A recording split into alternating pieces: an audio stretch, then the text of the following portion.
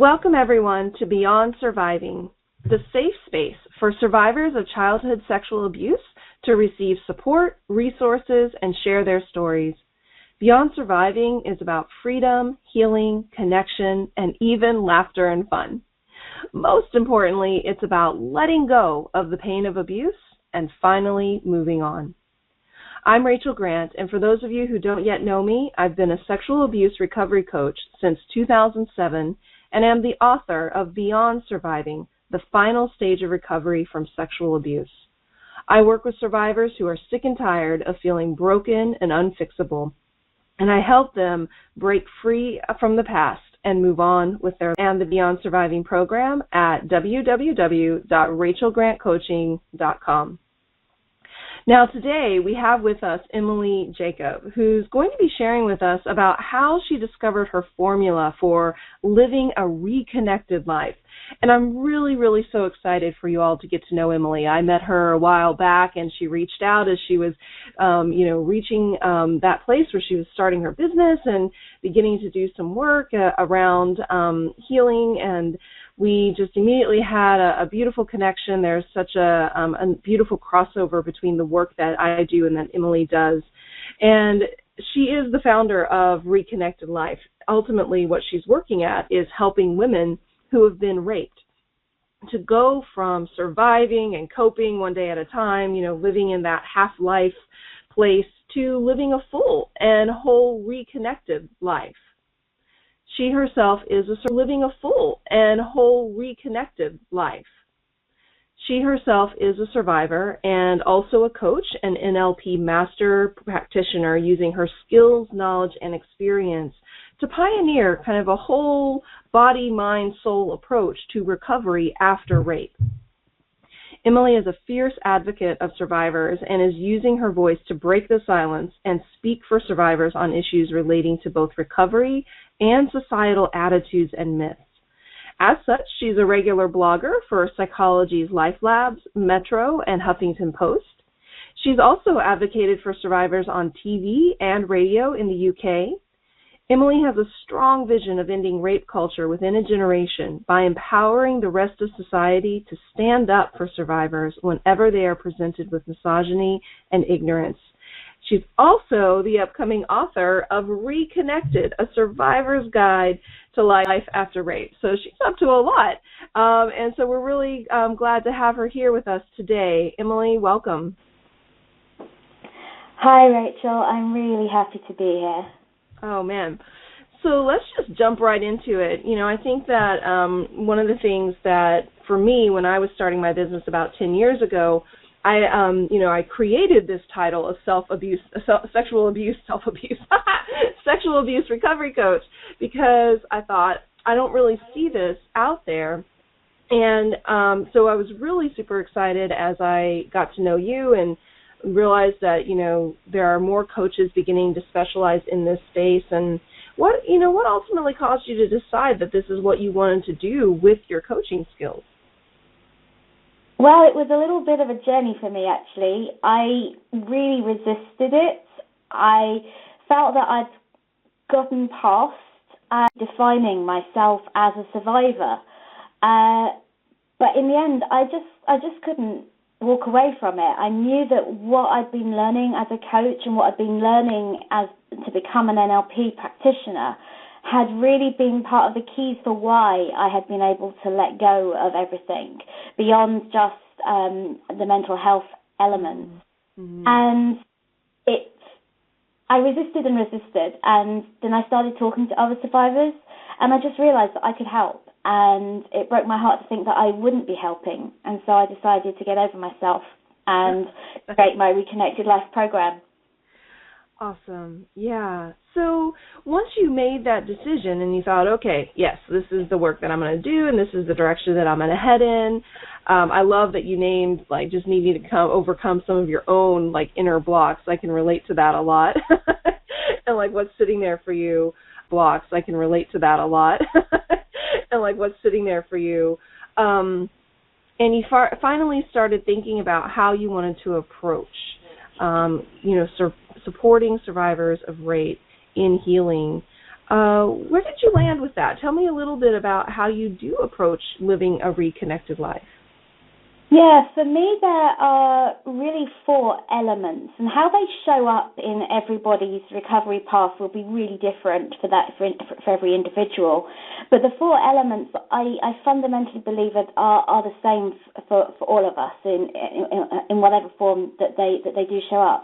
I think that we have to be able to get control over our brain and ourselves and feel that we can cope with the anxiety, the panic attacks, the flashbacks, that we have tools and techniques that help us be our own, and that we can get to a stage where we're not being defined by the fact, we're not letting our lives be defined by the fact that we might have a panic attack if we go to that party. So we're not choosing to live a smaller life because of those symptoms. And when we can do that, that's the first element. For me, then the second element is actually making sense of who we are afterwards. In my head, when I was going through it, it was kind of like before rape and after rape. I was a different person and life felt different. And it was a really long time until I decided that actually I knew who I was and what I wanted to be and how I could make sense of living. And so that's a really, I think that part really plays to the core skills of coaching, of how to empower people to really, empower your clients to really make those conscious decisions about the kind of life they want to live and the kind of person that they want to be. The third piece that's really important in living a reconnected life is connection, and that is connecting into ourselves and into our bodies, so that we can connect into our relationships and with other people. If we are disconnected and disassociated still from our bodies, and we're just kind of lugging around this home that we live in, but hating on it, we're not very able to actually connect on a soul level with those that we want to keep and have in our lives. So connection is really important. And the last element, which I think is actually probably the most crucial element, is community, and is having the support of everyone around us. So those are my 4 pillars for how to live a reconnected life. And obviously, to what extent we identify and how we achieve those pillars is such an individual journey for us all. But keeping focused on each of those 4 things is what I think are the key ingredients to living more than that half life. Beautiful. Yeah, absolutely love that. And, I'm a big fan of structure. And I think when we can put a little bit of structure to this process of healing, that it just can help, us make sense of what the path is and where we're heading and what to focus on. So I love this, this structure that you've developed.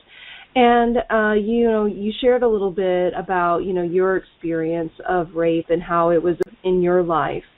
And it sounds like it's similar to me in some ways, that you came to your process and your program by way of your own healing, right? And trying to kind of find your own path. Yeah. Can you tell us a little bit about what that process was like, coming out of being raped and then looking for support and healing, and how you were led to this particular formula? Yeah, well, it certainly wasn't a straight line process. So I was raped 9 years ago. It was an adult rape. I'd gone out on a date, been drinking. I have no idea if I was drugged. It's kind of irrelevant. But in the immediate aftermath, I felt like I was fine, and I was just coping, but actually what I was doing was disassociating. Mm-hmm. And I went through the motions of being a good girl and going and getting the counselling that they said I should go and get. And so I went to to the counselling. It started about 3 months after, and it was about a 3-month program. And I did the one-to-one sessions every week. And kind of just sat there and jumped through the hoops of what I thought was expected of me in those sessions. But I wasn't really engaging in them. That led to some group ending sessions that was about 8 weeks long. And again, I just kind of didn't really actually engage, but I kind of just played the game of being there, turning up. And at the end of it, I flung myself into work, and for the next couple of years, I was working 12, 14-hour days, 7 days a week. And I was telling everyone that I was fine and that I'd moved on. And of course, that's what I was saying, that my behaviours were still, I was turning into a workaholic. I was also turning into an alcoholic. I wouldn't say I actually became an alcoholic, but I was definitely drinking an awful lot. And I was having a lot of sex, and just basically living, just trying to prove to everyone through all of my behaviours that I was fine. But looking back, I can see how I definitely wasn't fine. That led to a breakdown. Those kinds of working hours when you are having still panic attacks, even though you're telling everyone you're fine, it doesn't really work so well. So I had a total breakdown, and that probably saved my life. It doesn't really work so well. So I had a total breakdown, and that probably saved my life. It probably stopped me from becoming an actual alcoholic. And I went back to counselling. I went back to group therapy after that, and I started to feel like I was making sense of the story, and I was making sense of what had happened. And I started to recognise through that process the second time round that I did have PTSD, and that I hadn't had a diagnosis, but I started to recognise that I wasn't fine and that I did need to get more help. I got myself referred to a psychiatrist who did give me that diagnosis, and also a diagnosis of dissociation, which I think has actually been the more key in my recovery to be able to overcome the dissociative panic attacks. And I don't mean merely as though that's nothing. It's just for me, being disassociated from the world and not connected into myself, not connected into my body, and not connected into any of my relationships has been the hardest thing for me to overcome and to reconnect back into. And I was working with my psychiatrist for about 18 months. We did a whole number of different modalities to overcome the PTSD, a lot of somatic work, EMDR, lifeline integration. And it was actually, though, the exercises that she made me do by myself in the time that I wasn't with her, the other 6 days of the week that I didn't see her, that actually were the things that started to help me get benefit from that process. And so when she discharged me and told me that I didn't have PTSD anymore, I thought, oh, great, cool. I'm better now. I really am better now. And then I was really confused because I wasn't better. I still had really low energy dips. I felt really frustrated with myself that I couldn't seem to find any kind of happiness. She told me I wasn't depressed anymore, but it felt like that sort of hollowness was my new status quo, and I didn't like it. And I planned that coaching would help me. It's just I decided to start my own business, a marketing business, at about the same time. And I thought, oh, well, I'll add coaching to my, it's a new thing to learn whilst I do the thing I've always done. And it was through learning how to be a coach and deciding to also become an NLP practitioner and then master practitioner that I found that actually I could start to connect into myself and my dreams and move away from that hollowness, and start to feel that life was worth living again, and to create plans and ideas and visions of what I wanted life to be. And so that was really helpful. And it was actually whilst I was going through that process that I was thinking, okay, this is something I could use the skills for, because this is really helping me. Mm-hmm. But I was still very much resistant. And mostly, I think, looking back, part of that resistance was because I was still very, very low energy. And I didn't feel that I'd be able to actually create something when I still needed to take naps most afternoons. And when you're trying to build a business, it's not very sensible to take naps most afternoons. So I was kind of struggling with actually figuring out if I was going to start a business, what kind of business did I really want to be doing, and whether or not I should be just going back to full-time employment, but thinking, well, I wouldn't be able to last in full-time employment because I was taking naps in the afternoons. And then I was at an event, a self-development event that was connected to my coach training. And the exercises were very much like, to my mind, really woo-woo and out there. And sure. It was all about getting into your body. And there was an exercise about moving like you were, lions and tigers. Mm-hmm. And all these women were walking around the room as though they were, pouncing. And I was just stood there, like, going, what? I don't understand how you can move your body in that way. I'm not connected to this at all. And then suddenly I had this kind of light bulb moment that I was totally frozen and couldn't move. The tears are, like, rolling down my cheeks, and I just realized that I was still totally disassociated from my body, that I was still really hating my body. And actually that my body needed to forgive my brain the same way my brain needed to forgive my body. And it was when I kind of had that light bulb moment that I decided, okay, let me start talking to survivors and understanding what they need and what I can maybe help them with. And I started to think, these are the kind of the missing pieces. This is why I didn't feel like I was better after I'd stopped seeing a psychiatrist, even though I no longer had any of the mental health symptoms. I needed to connect into my body, and I needed to connect into myself in my dreams. And coaching is what gave me those clues. And so that's kind of my not very straight line. Most wiggly paths are the ones that are the most interesting anyhow. So, I love the wiggly path journeys.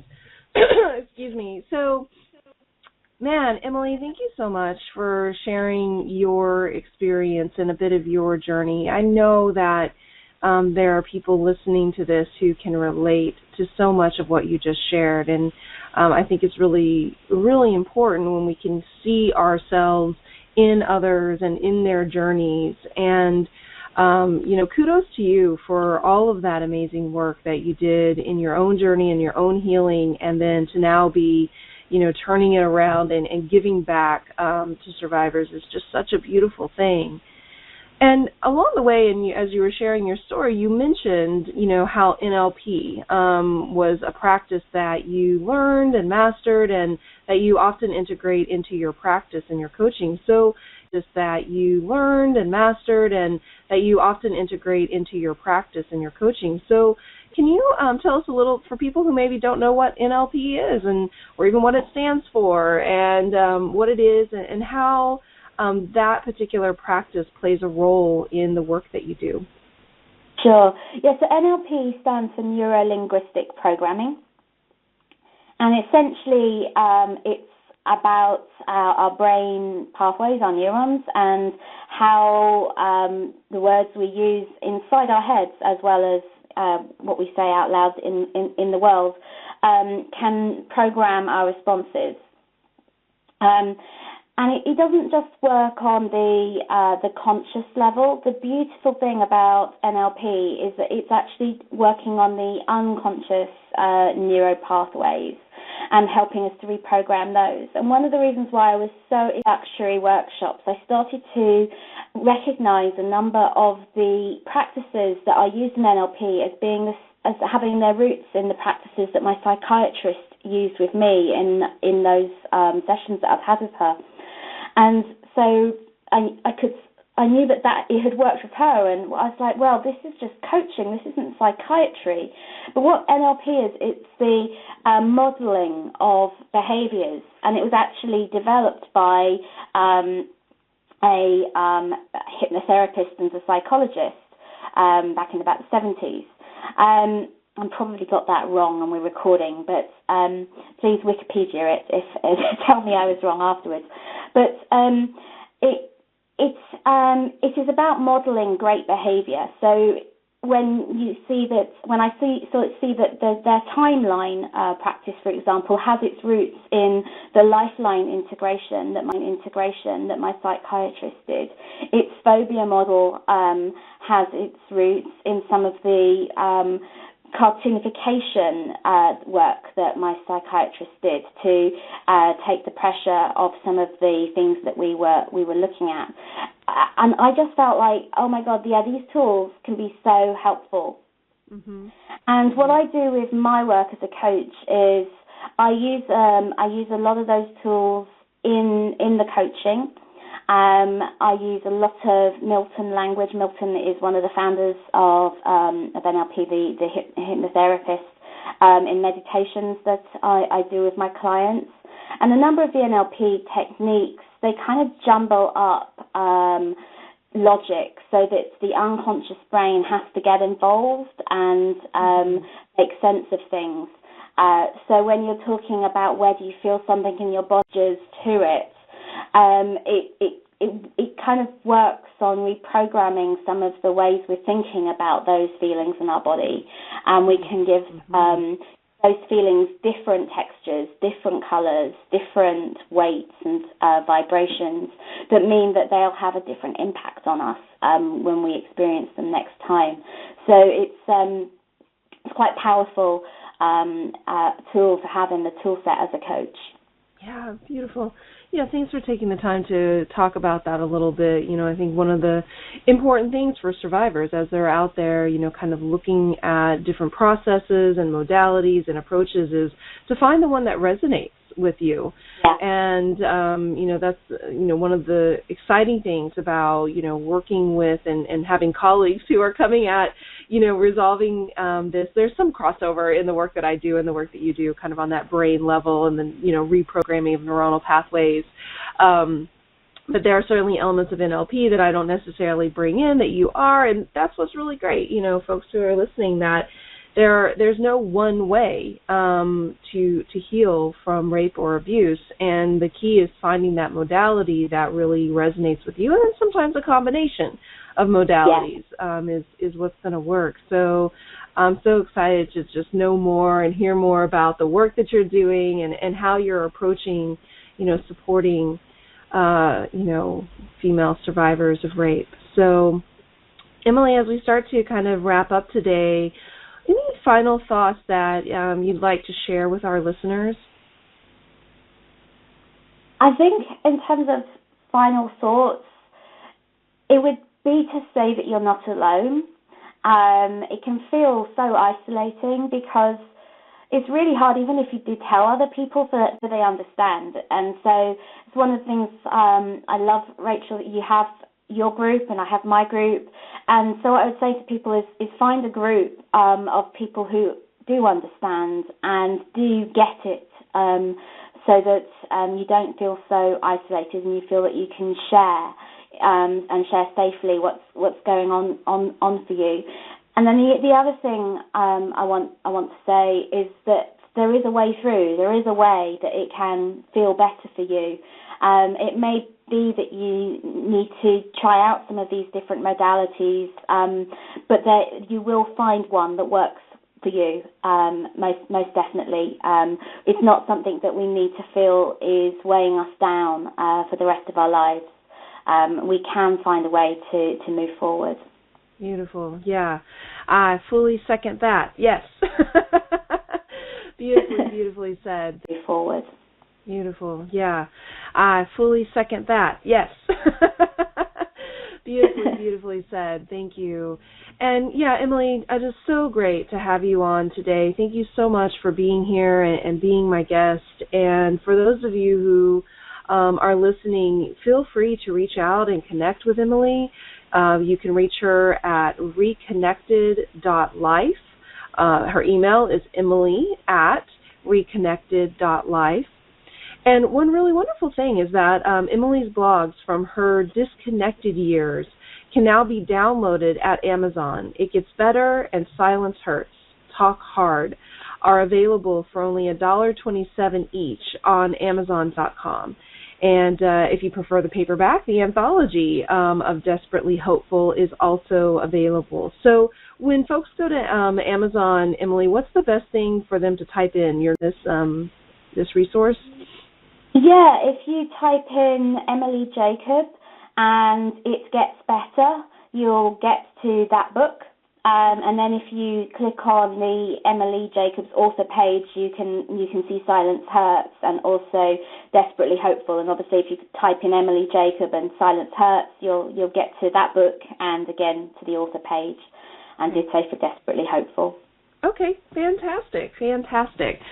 So once again, Emily, thank you so much for this time today. It's been a real treasure.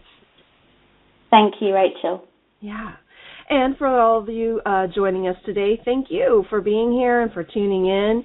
And don't forget to visit www.rachelgrantcoaching.com to learn more about sexual abuse recovery coaching and to explore the other resources available on the site. And please be sure to subscribe to this podcast because we have so much more to share.